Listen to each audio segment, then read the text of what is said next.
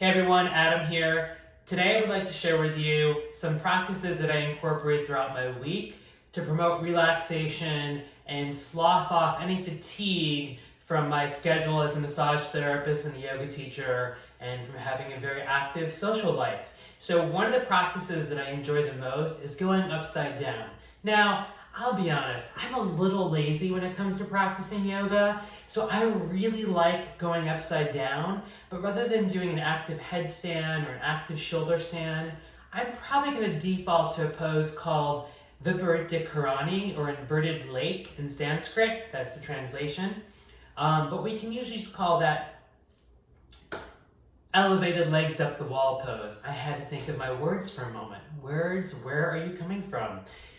At any rate, elevated legs up the wall pose is a great posture to incorporate into your restorative practice. And even if you aren't a yoga person, practicing this pose from 5 to 20 minutes a day can provide a variety of health benefits, from reducing your blood pressure, lowering your heart rate, promoting the relaxation response, and even providing venous blood return to your heart and lymphatic drainage from your lower extremities. So for boosting immunity, for promoting a sense of well-being, I think this is one of the most powerful and potent restorative poses you can practice. So I want to show you how to set it up today.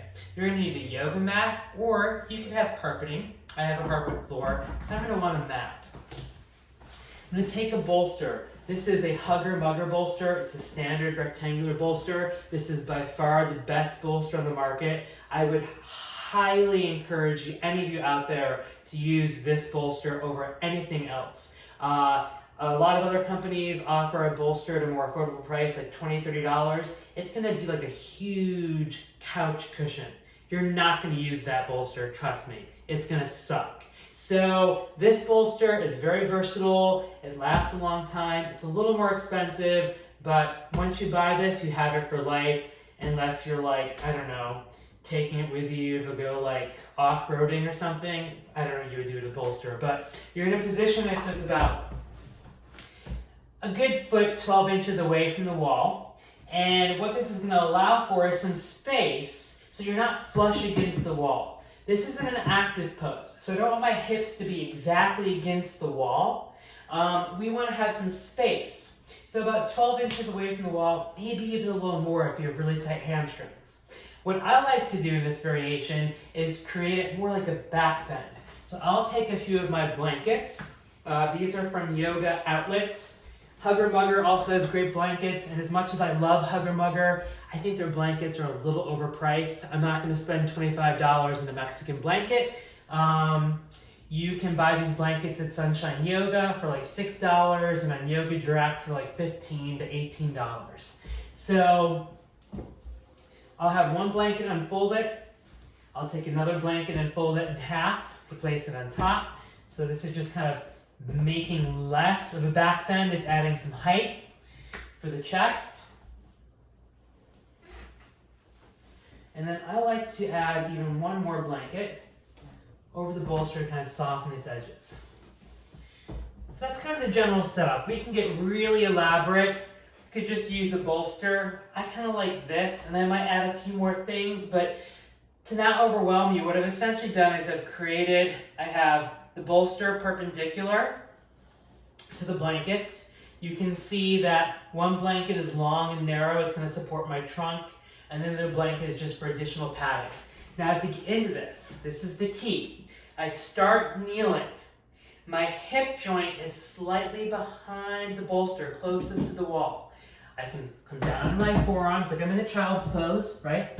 The forearm that's closest is my anchor. It stays anchored and I roll. And now look, from here, feet can go up the wall, and my pelvis drapes. So my tailbone drops on the other end of the bolster. It's a back bend. This is open from pubic bone to xiphoid process. From xiphoid process, my ribs open and my collarbone's open. I can belt my thighs. I set my timer using the Insight Timer app, which I'm a big fan of. I'll set it usually for 25, 30 minutes. Now when I come out, I want to do so slowly. So I'll first start here, bend the knee, bend the knee. Take my hands under my head, and I'll shimmy, shimmy, shimmy, shimmy, shimmy, shimmy, shimmy. And I'll just pause and ease my chest. Then I can roll to my side and come up. So I just want to show you with the skeletal model really quick.